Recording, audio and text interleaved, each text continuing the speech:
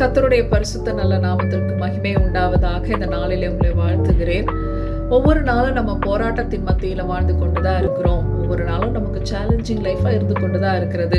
பெரும்பாலான நம்முடைய போராட்டங்கள் எல்லாம் பிசாசின் கிரியைகளினாலும் நம்முடைய மாம்சத்தின் கிரியைகள் வெளிப்படுவதனால தான்.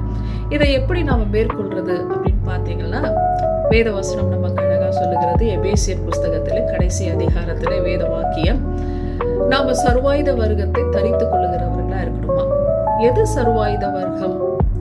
சத்தியம் என்னும் கச்சையை நாம் அறையிலே கட்டினவர்களாயும், நீதி என்னும் மார்க்கவசத்தை தரித்தவர்களாயும், சமாதானத்திற்குரிய பாதரட்சைகளை தொடுத்தவர்களாயும், பொல்லாங்கன் எய்யும் அக்கினி ஆஸ்திரங்கள் எல்லாவற்றையும் அவித்து போடத்தக்கதாக எல்லாவற்றுக்கும் மேலாக விசுவாசம் என்னும் கேடகத்தையும் இரட்சண்யம் என்னும் தலை சீராவையும் வேத வசனமாகிய ஆவியின் பட்டயத்தை நாம் எடுத்துக்கொள்ளணும் அப்படின்னு வேத வசனம் நமக்கு சொல்லிக் கொடுக்குது. அதுல ஒன்று பார்த்தீங்கன்னா, இரட்சண்யம் என்னும் தலை சீரா. தலை சீரா அப்படின்னா ஹெல்மெட், இரட்சண்யம் அப்படின்னா ரட்சிப்பு. ரட்சிப்பு என்ற ஒரு தலை சீரா ஹெல்மெட் இல்லைன்னா ஆவின் மண்டலத்துல நமக்கு நடக்கிற அந்த யுத்தத்துல, சிந்தையின் மூலமாய் வருகிற யுத்தத்துல நம்ம ஜெயிக்க முடியாது, தோற்று போயிடுவோம்.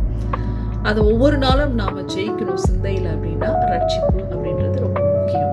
அதனால இந்த இரட்சண்யம் என்னும் தலை சீராவை நம்ம மனதுல நம்ம கொண்டு ரட்சிப்பை நாம ஒவ்வொரு நாளும் தக்க வைத்துக் கொள்ள வேண்டும். கர்த்தருடைய வருகை